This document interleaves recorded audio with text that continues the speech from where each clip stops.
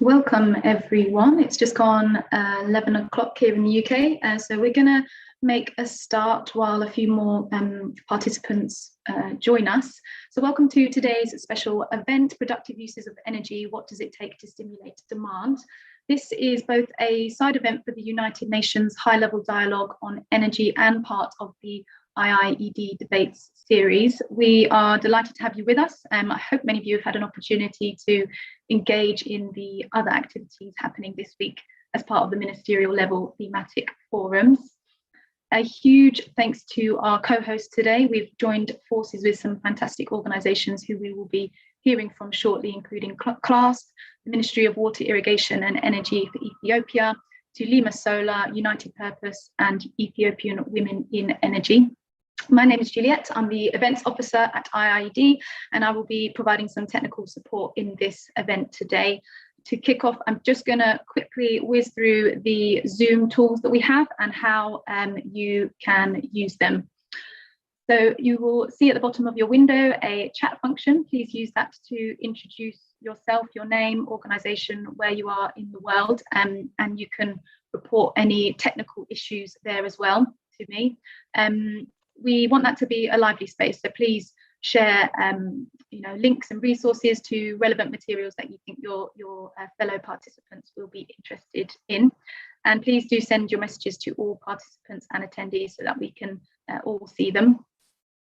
There's also a Q&A panel, which we would like you to use to put your questions to the speakers. And please indicate if your question is for a specific speaker. You can also help us to prioritise these questions. So if there was one that you like or you're going to ask yourself, you can upvote it by selecting the thumbs up button, and that will move those up the rank. Finally, I am shortly going to be enabling a live transcript tool, which is a automatic feature that Zoom generates. It's a subtitle tool. So if you would like to use them, you can show or hide them via the live transcript icon as well. With that, I am really delighted to hand over to our co-chairs for today, McKenna Ireri, who is the manager for East Africa at CLASP, and Kevin Johnston, who is a researcher here at IIED. So over to you both. Thanks very much, Juliet. Let me just get my screen started.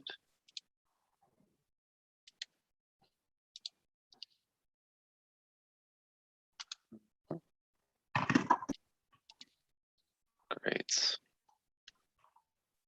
All right. Very happy to be hosting a side event for the high-level dialogue on energy ministerial thematic forums. The high-level dialogue on energy is the first global gathering on energy under the UN General Assembly since the UN Conference on New and Renewable Sources of Energy in 1981, so we're quite excited to see what comes out. I'd like to first set the stage for our audience so our great lineup of panelists can get straight into sharing their own experiences. I'll start by highlighting the energy access need, which for clean cooking solutions is around 2.6 billion people. But today we're focusing on electricity and productive uses, and globally the electricity gap stands at about 759 million people.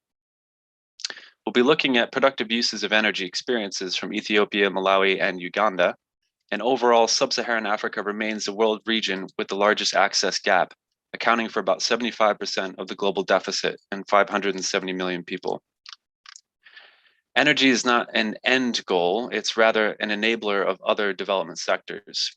It's difficult to achieve any sustainable development goals without achieving SDG 7 universal energy access. Energy enables tools and opportunities for teachers and school management for better educational outcomes. It supports clinics and hospitals with life-saving machinery and equipment, especially important during these times. It provides sustainable irrigation solutions, as we'll hear more about today, for smallholder farmers, and enables small businesses to offer better services and capture more value within communities.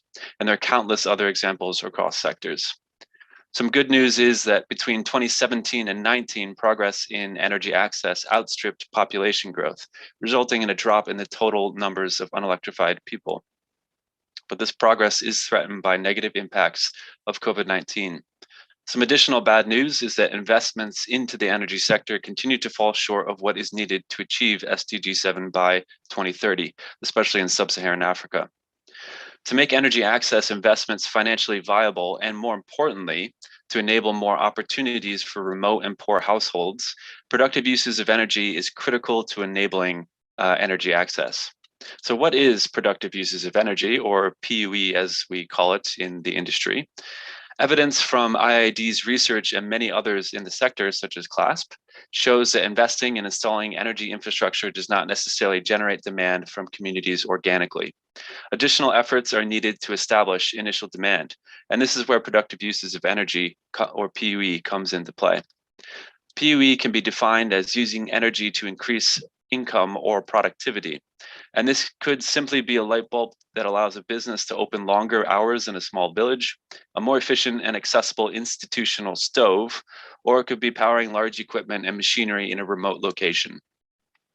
PUE is also relevant for grid extension areas in some contexts where communities face similar challenges in energy access as off-grid areas. In recent years, there's been greater focus on activities that promote productive uses of energy. So what does it take to stimulate demand? Well, today I've baked a small PUE pie in an electric oven for today's event to highlight to our audience some of the crucial supporting services needed to enable PUE. And here you can see each piece representing just some of these supporting services that are needed to be in place to ensure that demand can be generated through productive uses of energy to enable livelihoods and local community economies.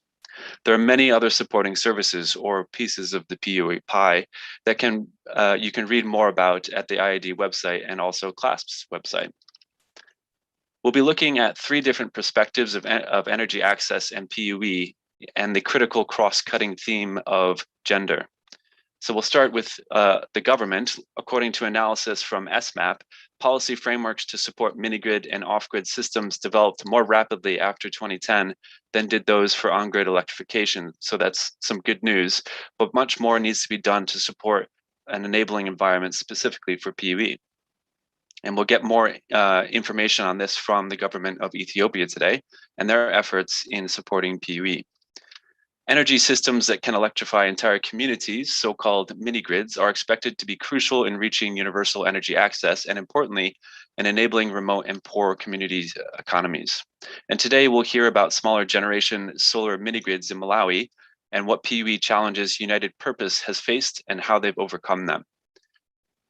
Moving down a level, most sub-Saharan economies rely significantly on agriculture.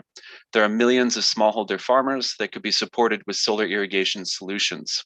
We'll hear more on the experience of Tulima Solar in Uganda and their efforts in reaching more smallholder farmers. And finally, we'll touch on the crucial cross-cutting theme of gender. So energy access doesn't necessarily bring equal benefits for everyone, especially between men and women. Women often face additional challenges and barriers to benefit from energy access. We'll hear more on some of these today from Ethiopian Women in Energy. And now I'd like to hand off to my co-chair host, McKenna, to start the panel. Thank you so much, Kevin, and thank you so much for giving us a kind of big picture view of PUE and energy access. So I don't want to take up too much time. Let's just jump straight to it. We're so excited to have Yodit representing the Ethiopian government from the Ministry of Water, Irrigation and Energy on the panel today. Yodit, Ethiopia seems to recently have really embraced productive use of energy. Could you please share with us how the Ethiopian government is, what the activities you're doing to kind of support productive use of energy? Thank you.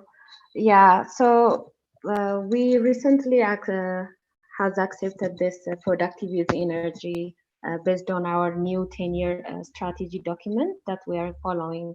And this national electrification effort that we have been doing for the past few years has helped us to recognize that productive use of energy needs to be interlinked with households, especially rural households where we don't have grid electricity or grid connection. So in doing that, we actually have commissioned 6 agricultural production and processing study.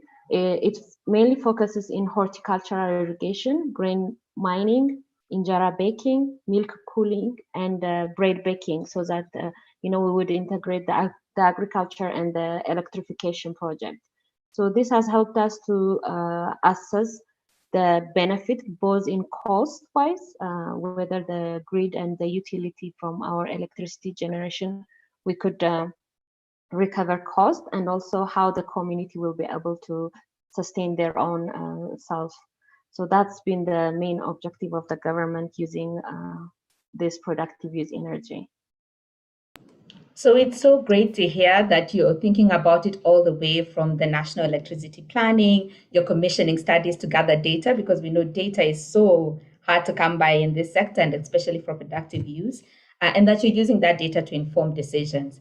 So it sounds like all ticking all the right boxes. But what advice would you give to other governments in terms of, for example, collaborating between different government streams? Because sometimes we recognize, even with doing everything perfectly, sometimes there are silos that exist that don't allow us to work together effectively to deliver productive use. So would you have any advice for other governments looking to integrate productive use? Yeah, so one of the main issues that we faced is financing when we start to do with this productive use energy. So what we use is we followed, those areas that are not grid connected, which means it requires quite a lot of investment in off-grid solutions, which means either importing or producing, solar panels.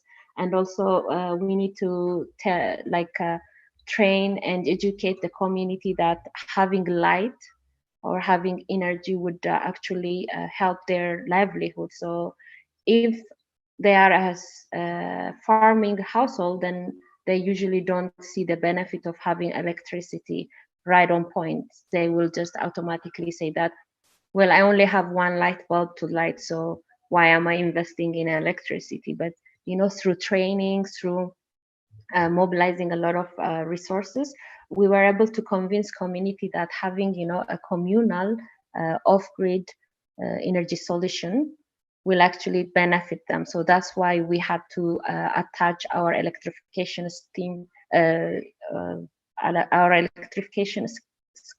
with agriculture, so that those, if we provide milk cooling opportunities, then the community will see the benefit of collecting milk as a communal, and then they will be able to sell it, not only around their area, but to different towns nearby. So that helped them to generate more income. So that's how it started for the community to accept that having off-grid solution like solar panel as a productive energy use was slowly being accepted by the country. So for other governments, what I would suggest is that they need to invest, more time, more infrastructural connection, and they also have to follow what the local community needs so that the acceptance will be high.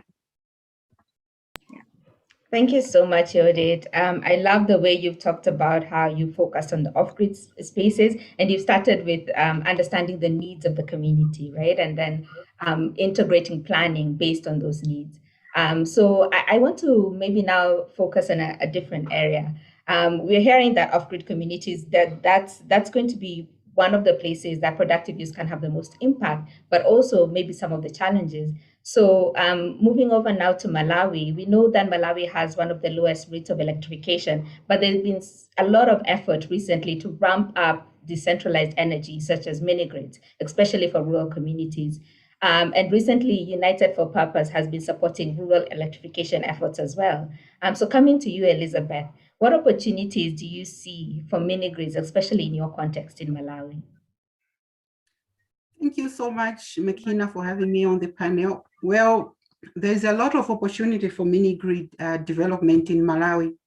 First of all, Malawi has a very low national electrification rate, estimated at 12%, and only 3% for the rural population. And expansion of the national grid to the rural areas is slow due to the limited government budgets on utilities.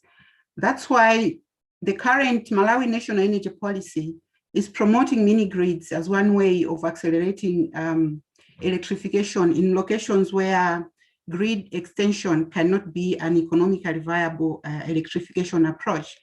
The advantage that we have as a nation is that we have a lot of renewable energy resources like solar and perennial rivers, which can be used for electricity generation. And most of the rural villages, they have a cluster set up. So this type of setup makes power distribution easy and cost effective. We have also seen that demand for clean and reliable energy services from people in the rural areas is very high, and that the majority of rural communities are engaged in agricultural income generation. So there is a big opportunity for mini grids offering productive use of energy in the agricultural value chain. Well, that's great to hear that you're seeing that demand, and you're trying to meet it with renewable energies, especially in the form of mini grids, even though there are some challenges, of course, with financing. And as you're trying to deliver PUE attached to mini grids, what are some of the lessons you're learning as you're engaging with the community? Well, through our experience in developing a small solar mini grid in Malawi, we have learned that small-scale village businesses are not very reliable and stable in terms of energy consumption and income generation. So without linkage to large productive productive energy users, the mini grid is likely to struggle to reach the critical revenue needed for financial sustainability.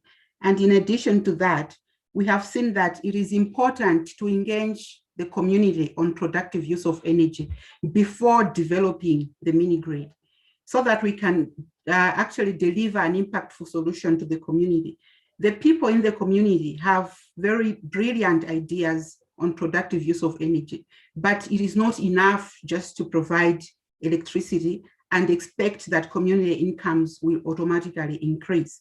The communities need support to set up the businesses. They need financial support to buy appliances or machinery for production and processing. They need technical capacity building, and they also need support with finding markets for their final products. But for all this to be successful, a sustained collaboration between stakeholders is required. The main challenge that we have faced as a mini grid developer is that the ability and willingness to pay is lower than anticipated. And this has been a challenge in terms of making decisions in tariff adjustments to balance a cost-reflective tariff in order to support operations and maintenance. That's why we are looking into adding some large productive users to increase daytime demand, and in such a way increase income and allow for lower tariffs. This is so great. You're already touching on the pieces of the pie that Kevin was talking about, the consumer financing, the technical assessment or technical sort of assistance that consumers need. The linkages to market, again, very, very crucial pieces of the pie that you're speaking of. And it's so great to hear how you are trying to kind of augment demand by attracting larger and larger kind of users of productive energy. So that's super, super interesting. Kevin, now as we're talking about the pie, I'm going to hand it over to you to kind of dig a little bit deeper into some of the examples from Uganda and then also into the gender aspect. Thanks very much, McKenna. So I'd like to move to Uganda now. We know that agriculture is a significant portion of Uganda's economy. So we're quite excited to have Tulima Solar offering solar water pumps to support horticulture and livestock activities here today. Vincent, what are some of the general challenges that you've seen in reaching some customers with solar water pumps in Uganda? Thank you for having me, Kevin and the team. So the biggest challenges that we're experiencing or that we experience in our market in Uganda is that smallholder farmers are sparsely sort of located or populated in different districts across Uganda. So the distances become a challenge, especially for us, service providers that are providing them solar water pumps. But luckily for us, we entered the market in 2019, backed up by Simu Solar that was established in Tanzania in 2014. So when we came into the market, we felt that the way we could address the challenge of the distances is to partner up with organizations that have an aggregation of farmers. So in the market, we have about 27 lead generation partners. And these lead generation partners are organizations that are cooperatives, some are circles, and then others are basically what we call aggregators, sort of that buy produce and sell it abroad. So this has greatly helped us in lowering our customer acquisition costs. And then what we do, like on a monthly basis, we hold trainings and we hold demo days for solar water pumps amongst their farmer members. So in terms of membership, they have about some range between 500 all the way to 500,000 farmers per lead generation partner. So that's a very good catchment area for us as a private company. So when we hold these trainings, we normally get leads or people that are interested in solar water pumps. And those people that are interested, we go out. So we have sales officers that are located in many of the districts in Uganda. So we go out, we do an on-site evaluation for the need of the farmer. So we look at the farmer's water needs, we look at the water sources, we look at the distances that the farmer has to pump the water to where that's actually needed. Then we have a very robust tool, a design tool that selects out a different pump or a customized pump for that particular farmer. And this is very important because getting an asset that's customized to them enables them to be more productive than actually getting a ready-made solution that's off the shelf. So that's a very key component on our business model. So once we feed in that information in our design tools, we usually come up with about basically two options. Either the farmer pays cash or we choose to finance them. And for the financing option, we do underwriting where we do an evaluation of their cash flows. And preferably we finance farmers that have been in the business for about 2 to 3 years and have proven cash flows that can be backed up by the lead generation partners that we basically have in the market. So once that decision is made between cash and financing, we deploy our engineering teams to do an on-site installation where we educate the farmer on how the pump works, so that the concentration is removed from irrigation and is really focused on being productive in the farm and making as much income as possible so that they can actually grow. One other sort of component that we do offer in the market that's not really available is we offer a 2-year warranty or a 2-year service warranty, where if there's anything that's wrong with the system, in case a farmer wants servicing, repair costs, we deploy our teams within 24 hours to make sure that that's resolved.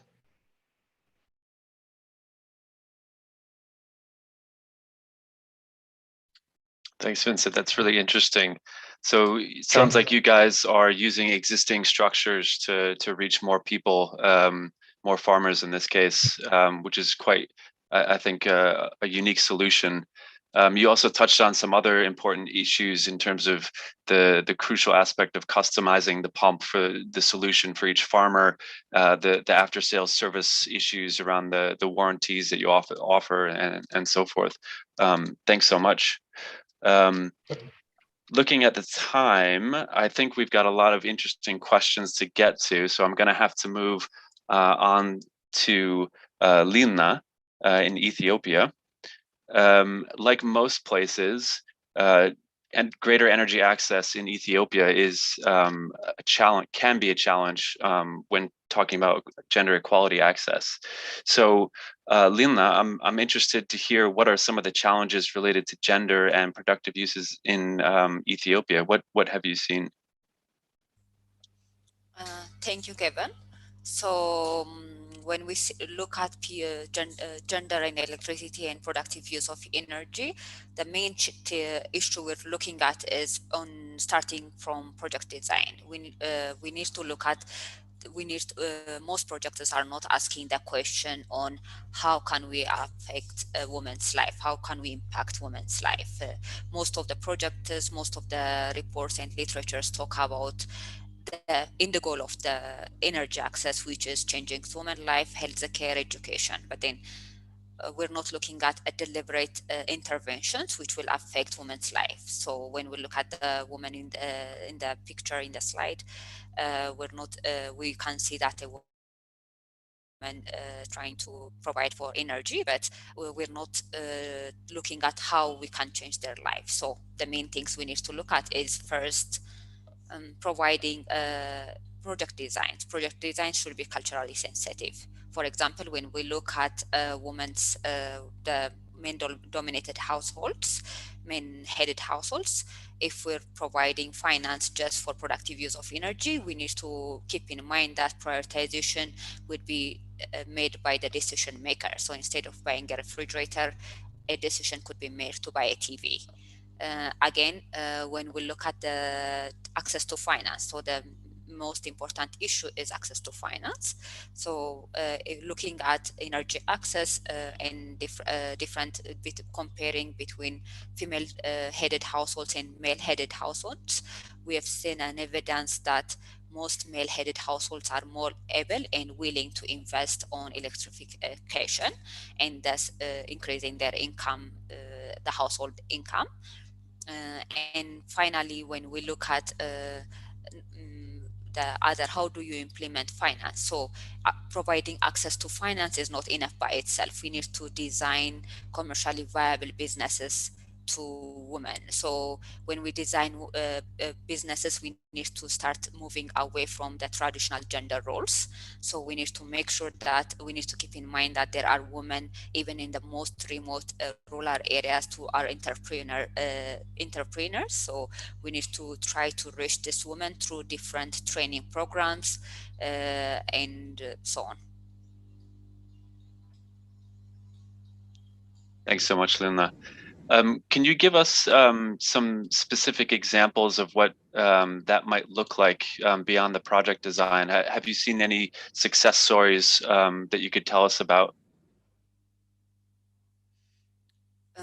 Okay, so maybe not a direct example, but for example, looking at energy access and how women and male are being able to finance energy access. So a very good example I was able to find was from the World Bank reports, where they looked at World Bank energy access diagnostic reports for Ethiopia when they compared between male-dominated households and women-dominated households. So in unconnected areas, they gave them, there was an option to pay upfront for electrification, and it was seen that twice the percentage of male-headed households were willing and able to pay compared to women-headed households, which only around 37% of such households were able to pay. But then when they give them an option of a 12 months payment option, then the percentage of women-headed households increased substantially, and it gets up to the point of 85, around 85%. So this shows us that if we provide targeted financing and training to women, we can increase actually willingness and ability to pay. That's great. Thanks so much, Lina. I think I hand over to McKenna now, and we can start looking at some of these great questions that we're receiving from the audience. Thanks, Kevin. Yeah, so many amazing questions, and please keep them coming. So I guess we'll start first with our government representative, and surprisingly, some good questions there. Judith, is PE subsidized by the Ethiopian government? And actually, we'll hand over again to Elizabeth afterwards to respond to the same for Malawi. And if it is, can you give us some examples? Thank you. Yes, most of our electrification projects are financed and subsidized by the government. And since the productive energy use is a new concept for us, most of the studies we're doing and also the pilot project that we're doing are subsidized by the government. We're working along with some international companies as well as funders, donor funders, to establish some communal mini grid and off grid solutions. So in most cases and almost in all cases, it's being subsidized. So I'm guessing those are grants for the pilots and not specific grants for the actual products. right? No, for both the pilot and as well as for the project. So the community will contribute through their own labor, and also by providing, some areas where the project will be commissioned. But in providing the solar panels, or in building the infrastructure, it will be both the government with the donor funders or the international community. A really interesting model there. Elizabeth, to you, what is happening in Malawi? Do we have the subsidies? And as you're answering that, maybe you could pick up this other question about how you choose to locate your mini grids.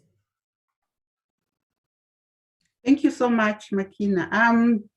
United Purpose is a non-governmental organization, and it implements projects using donor funding. So for this particular mini-grid project, we are implementing it with funding from the Scottish government, and we're implementing it in collaboration with University of Strathclyde. So in the case of United Purpose, is basically using donor funding. So the subsidies for Malawi for mini-grid development are theoretically there on paper, but then its implementation is yet to begin. And moving on to the question about how we choose the areas to invest the mini-grids. We do conduct site assessments for all the sites that have been earmarked for mini-grid development. So we work hand in hand with the Department of Energy through the Malawi Rural Electrification section. So they already have a number of sites that have been earmarked for such type of development. So we do conduct site assessments using a number of parameters, like distance from the national grid, number of households, ability and willingness to pay, and more other parameters that we look at before we do the final selection. Thanks, Elizabeth. I'm sorry, I had a glitch there with my internet. Thank you for answering that question. And I hope you also, I don't know if you answered the one on the large productive loads and some of the examples of that. If you did, we can move on. Okay, so far, we only have small businesses that have been connected to the mini grid. As I said, people have brilliant ideas, but then they don't have the finance that they can use to actually buy machinery or appliances for such type of businesses. And unfortunately, our funding does not provide financing for productive use of energy. So we are trying to look for parallel funding to actually support that component. So just to give an example, in the community that we are working in, it's a community where there's a lot of rice cultivation, and they don't have a rice milling facility in the community.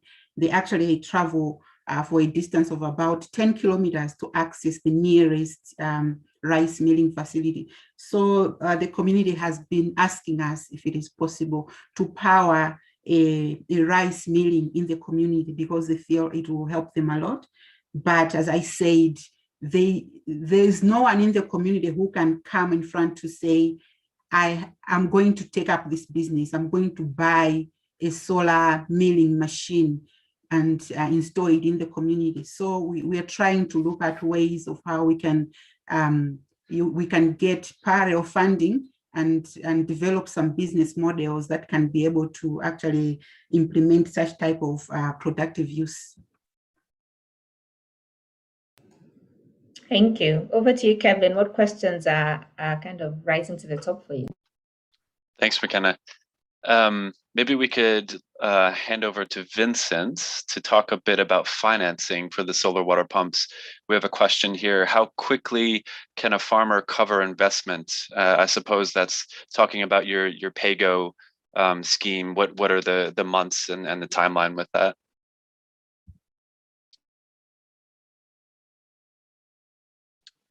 Oh, sorry, Vincent, we can't hear you.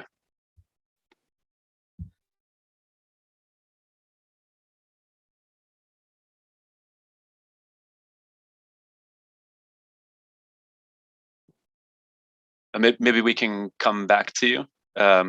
Maybe try restarting Zoom. Cool, thanks. Okay, great. So moving on. Another one for Vincent. We'll get to that one once we can get to Vincent. So here we have another one.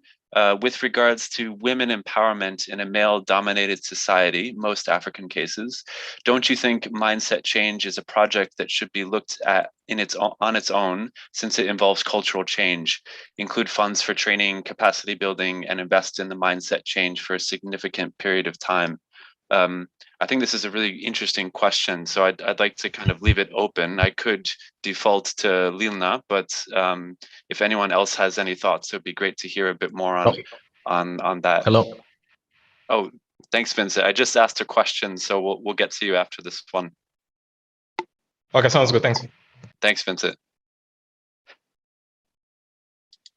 So any thoughts on gender equality and kind of it being an entire gender transformation, so to speak, an entire project on its own?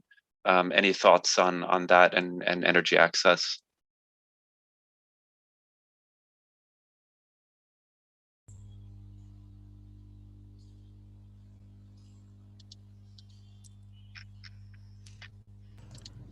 Kevin, Go I'm not ahead. sure okay, I was not sure if the question was directed to me or you were waiting for the rest of panelists. Sorry, go ahead.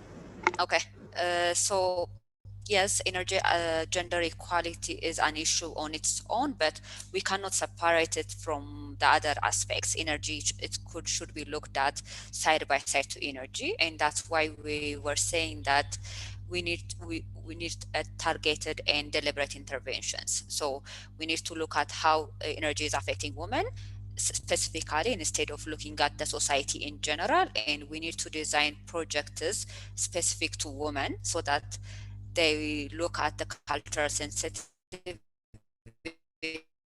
the cultural difference in designing projects.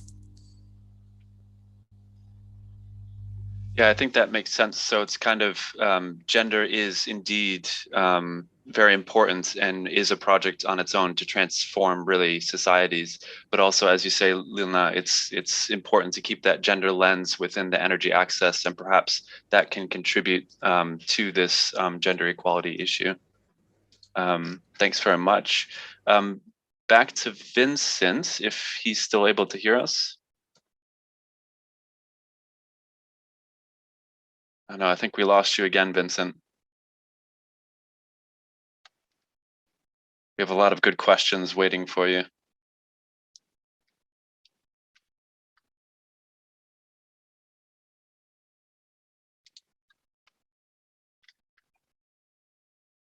So I think this next question that I'm seeing, source of financing for initial investments, I believe that was answered. That's Scottish government grant funding.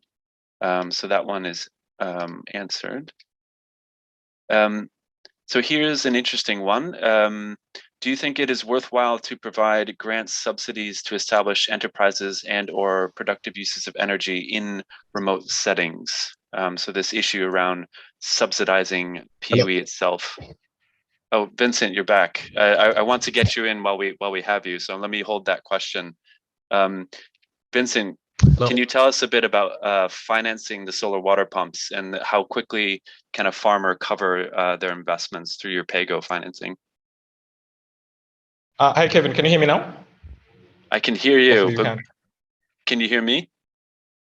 Yes, I can hear you. I can hear you. Perfect. Happy to answer that question. Happy to answer that question. So once we have selected out a system for a farmer, and the farmer has been approved for financing or credit, so what we usually do is we have them pay 25% of the cash value of the system. They pay 25% down, and then they pay installments with a little bit of interest rate for about 22 months.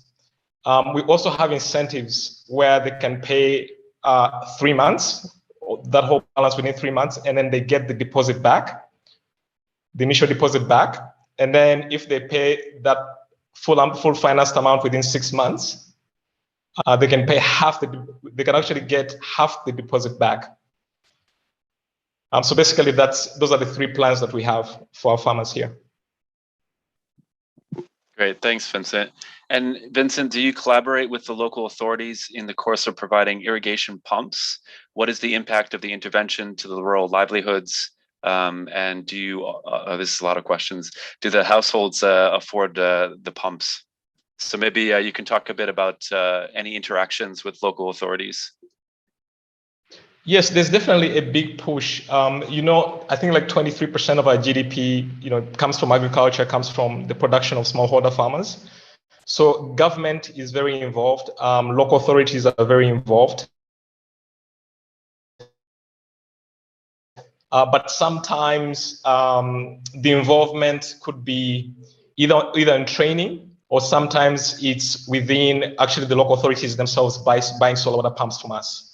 So there's a bit of interaction between the local authority, but it's more open, to different private companies. Sometimes we do get the bids, and then sometimes we actually do, get opportunities to train farmers that are organized by the local government. So we do quite a bit of interaction with them, and there's a lot of initiatives that are actually driven by the government with regards to agriculture and smallholders. So we do participate in those a lot. And can you give us kind of a clear picture of what the impact of the intervention is on rural livelihoods? What have you seen on farmer incomes, for example? So we've been in this market for about, roughly right now, about 2 years. We have installed 150 systems. Just a few examples that I'll pull out is, so 60% of our customers actually are horticulture farmers, and then about 25% are livestock farmers. For horticulture farmers, just to give just one example, there was a farmer that was supplying a local restaurant within Kampala. They're based in the outskirts of Kampala. So before we sold him a solar water pump, he was producing about 6,000 heads of lettuce in a month, but he was spending a lot in terms of maintenance and fuel on the generator pump that he was using. It was basically a diesel generator pump that he was using. Once he switched, he was able to save that money, and he expanded his farm. Right now, he's producing about 10,000 heads of lettuce a month. So he has been able to expand, he has been able to save. And even when we talk about the labor that he actually uses at the farm, it was reduced because solar water pumps are more or less automated if you compare them to fuel pumps. So that's one example that I'll give. Another example was a poultry farmer that we found in the same scenario using a fuel pump, spending about the same, about $1,000 a month on maintenance, fuel, and repairs. He switched over. So right now he had about, when we found him, he had about 20,000 birds. So right now he has expanded to about 30,000. So there's a lot of examples that I could go through, but we definitely see the change. We definitely see the difference in terms of productivity, in terms of incomes, in terms of farm expansion, if you will. Thanks, Vincent. That was really clear. It sounds like there's a clear business case for switching out gen sets there. That's great. Maybe I could hand back to McKenna so she can have a go at some of these questions. Thanks, Kevin. I'm really curious about this one, about subsidies, because I think there's been an ongoing discussion in productive use and even in energy access, really generally, about the role of subsidies and asset financing. So we got a question here about, are there any examples of asset financing and subsidies to customers? And relatedly, there's also questions about, is that worthwhile? Is that a worthwhile thing to do to push productive use? Now, I have my own thoughts, but I'm super interested in what the panel has to say. I don't know who wants to start. Perhaps Elizabeth, do you think it's worthwhile to push the subsidies, and are there any examples of where this have worked? Well, I would say subsidies are good, but then there has to be a clear model on how that is going to work. So, for example, in our case, we are talking about buying the PUE assets and then deploying them in the community, but then we have to come up with a model of how that is going to work. because we cannot just give the community the access to the community for free. Obviously, it's not going to be sustainable. So there has to be a way of the community paying back, even if it means maybe 50% of that grant over a period of time. But then to give it to give productive use of energy, like the larger productive use of energy, a push, there is need for that type of subsidy. Yeah, perhaps another perspective, I don't know, Lilna or Yodit, what do you think about the idea of subsidies, how worthwhile they are, and about where they have worked?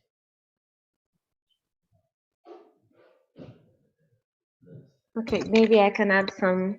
Well, I think from our side, the subsidy part is much more profitable in a sense.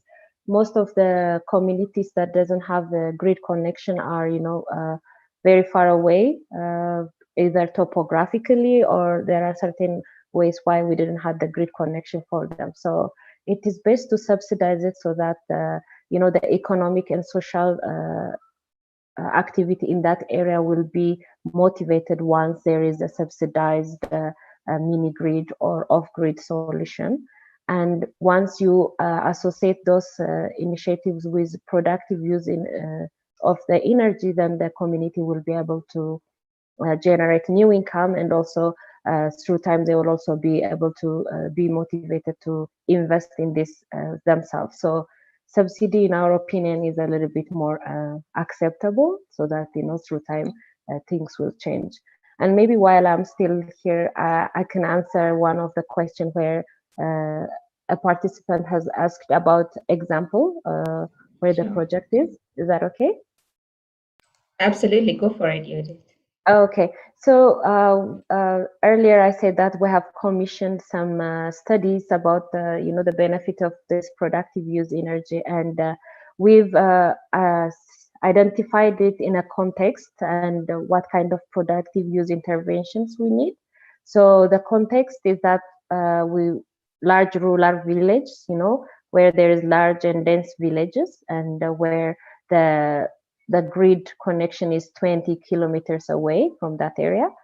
There's also another context that we've used where there is a small rural village, where they are small, sparsely populated village, and the grid is 5 kilometers away. So with those two contexts, we have this projects. One, it's in the town of Kinti. It is a large rural village around Lake Tana, east of Lake Tana. So the nearest distribution line is 20 kilometers away, and the residents is around 15,000 residents in the surrounding area. So usually what this productive use energy that we have commissioned is for mills, for grain mills.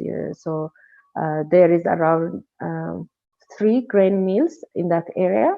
They have been using diesel to provide the mill service. So it costs us around $1 per liter, because they had to travel to the nearest town to also buy the diesel. So that was a little bit costly for the community. So the solution we used is the hybrid mini grid system, where we installed the 160 kilowatt of solar along with 160 kilowatt of diesel generator and 240 kilowatt per hour lead acid battery. So with this hybrid mini grid system, we were able to power the existing mills and also to add 2 more mills in that area, which actually saved money for the millers, for the milling. So the cost has just reduced to 16 cents kilowatt per hour. So this is one of the projects we have. And then the second one is for the small, sparsely populated rural village. It is in the town of Auramba in South Gondar. So this is also the same. Their income is mainly from maize, teff, sorghum, chickpea, and also cattle. So they usually have only 3 mills that serve the surrounding area. So they also irrigate their agriculture through traditional methods. So what we used in this project is we used a standalone renewable meaning system. We installed a 6 kilowatt of solar with a 16 kilowatt hour of lead acid battery, which helped them to have this milling. So these are the two very effective examples that I can say. Thank you. Thank you so much, Judith, for those wonderful examples, and I'm sure people can follow up on the ministry website to find out more information. So I just want to go back to Lilna a little bit here and talk a little bit more about women. So how can women use be encouraged, especially in male-dominated households? You told us about how the decision maker influences the type of productive use, and it's typically men. So how do we encourage sort of more women to take up productive uses in the households? Thank you, Makana. So here we need to actually implement different kind of training programs that will actually change the mindset of the society in overall. Because if we say the decision maker is the husband or a male in the household, then it will be up to that person to make a decision on prioritization. So until we get to a financial empowerment where we will need to also have programs, for example, calling on community meetings when we're implementing energy programs, mini grids or standalone systems, so that to educate the community on the use of these appliances and how it will actually change the lives of the entire households. So it's about education and not so much about focusing, as suggested here, on typical household uses of energy, but it's about like a wider education piece about how it's beneficial to the entire household, regardless of, I guess, which gender uses their plans, and sort of enabling women to take up these productive uses. Exactly, because providing finances just for example, if we provide finance for cook stoves or refrigerators, then the woman may not have the capacity to take on a loan. Yeah. By herself. She may not have the decision-making power or also a capacity, financial capacity. But if we educate the entire society, then it will be actually, because people, before making a decisions, if we go into a household and say it will benefit one person in your households, then they may say, okay, a television actually would entertain the entire family. So we need to tell them that eventually when you buy a cook stove, this person, your wife or your girl child, could actually save time to go to school, which would eventually change the lives of all the households. She could buy you a DSTV in addition to TV. So we need to work more on education when we're implementing energy programs. Thanks. That's such a great and powerful kind of tool to kind of start this journey of transforming not only a family, but I think a community. I'm going to pass it over to Kevin for the last couple of questions here as we get towards the end. Thanks, McKenna. We have a very interesting question at the top here around tariffs and this issue around daytime versus nighttime energy and the costs of producing that energy, and different tariffs that can be designed and can get into a very technical discussion. But I'm wondering if, Elizabeth, you could talk a bit about how United Purpose looked at tariffs. Are there different levels of tariffs on your mini grids to households versus productive users? For example, which one is more expensive? Is there a daytime, nighttime tariff, and so forth? Thank you so much, Kevin. Yes, we have different tariff categories for our customers. So we have other customers who are only like a service, they only pay a service fee for the month. So they have a limited amount of electricity that they get per day. Once it is finished, they get cut off and then it resets the next day. That provision was made for poor households who cannot afford the pay-as-you-go tariff. So other than that, we have the pay-as-you-go tariff, which has also been, is different depending on the time of use, with the daytime use being lower than the nighttime use. And also it gets cheaper the more a customer uses through the month, the more it gets cheaper. So we also have a tariff for institutions. So yeah, we have different tariff segments. The reason why the daytime tariff is cheaper than the rest is because we have excess power being generated during the day, during the daylight hours, and yet the load during the day is lower than the night time. So we are trying to encourage people to use more electricity during the day. That's why we have lowered the daytime tariff. So once we get more productive users doing their production or businesses during the day, it means they will be able to utilize that spare capacity and increase income. So if we have that type of increase in income, we should be able to subsidize even the other tariffs, including the nighttime tariff. And just a quick follow-up in terms of the daytime, nighttime, have you actually seen a shift in demand more towards the daytime because of the lower tariffs? Not really, because we don't have a lot of productive use of energy customers. So the businesses that are there, they're just small scale village businesses. Like someone is selling cold drinks, they're powering up a fridge, a barber shop, a video show. So because the number of businesses, the larger number of customers are households. So for the households, they are busy during the day doing other income generating activities. But then at night, when everyone is back home, that's when they actually switch on their appliances. They have their lights on. But for the businesses, we haven't really seen a large increase in the number of people using the electricity during the day because of lowering the tariff. Thanks, Elizabeth. Interesting. Just looking at the time, I just want to ask one last question, talking about demand stimulation from cooperatives. So using existing structures to build up demand more quickly.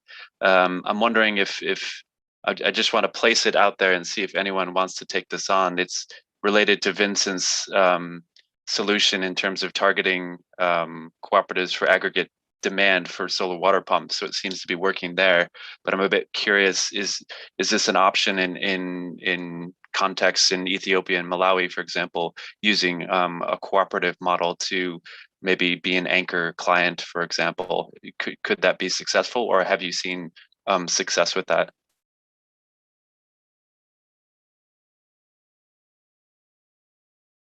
Maybe I'll have to call on someone. Any brave souls?